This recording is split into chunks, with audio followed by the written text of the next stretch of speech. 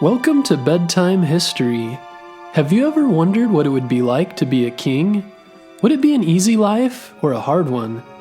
Would you just do whatever you please, or would you work to make your kingdom a better place for the people living in it? Today we're going to learn about Charlemagne, one of the most powerful kings of Europe. Charlemagne was born around the year 742 CE as the son of Pepin the Short, who was also king of the Franks. The Franks were a Germanic people who lived in what is now known as Belgium, France, Luxembourg, the Netherlands, and Germany. Very little is known about Charlemagne's childhood to this day, but it is known that he grew tall and strong and was good at learning languages. When Charlemagne's father died in 768, his kingdom was divided between Charlemagne and his brother, Charlemagne, who didn't get along very well. But once his brother died, Charlemagne became the only ruler of the kingdom. He was also known as Charles the Great, which is what Charlemagne translates into. As king, Charlemagne's main goal was to unite all of the people of his kingdom under one rule and one religion, which was Christianity. Charlemagne was a skilled military leader and used his talents and his army to bring other people under his rule. These people included the Avars, which is now Austria and Hungary, the Lombards, what is now Italy, and Bavaria, along with other peoples. One of his most difficult opponents were the Saxons, the people of what is now known as Germany.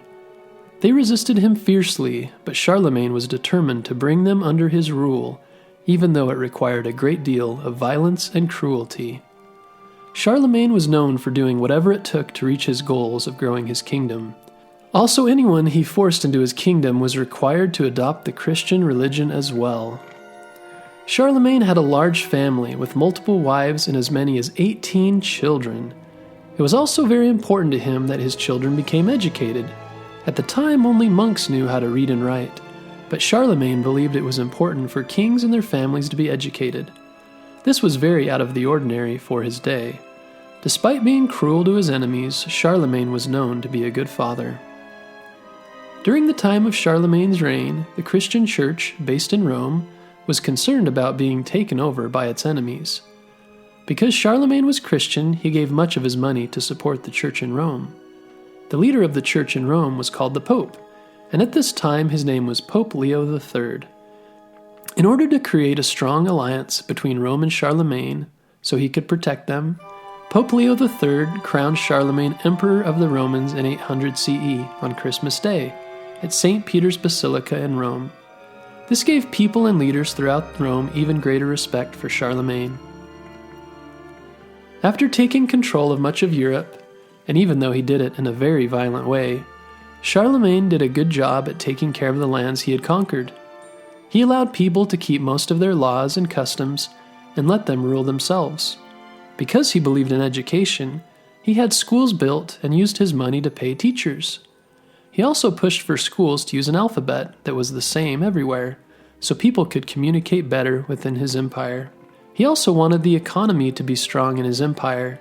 An economy relates to how people buy and sell things. He worked to have common money used throughout his empire to make it easier for people to buy and sell goods.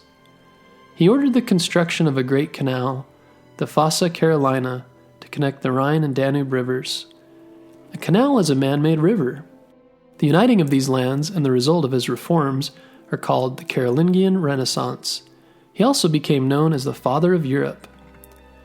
Charlemagne often moved through his empire, living in different lands in order to help govern them, and pushed his reforms.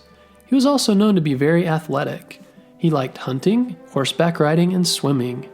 Because of his activity, Charlemagne was known to be very healthy most of his life. But during the last 4 years, he had fevers and started to limp. In 1813, he crowned his son, Louis the Pious, as co-emperor. In 814, when Charlemagne died, Louis became the empire. He was buried in a cathedral in Aachen, ending a reign of more than 40 years. It is incredible to think of all that was accomplished during his reign.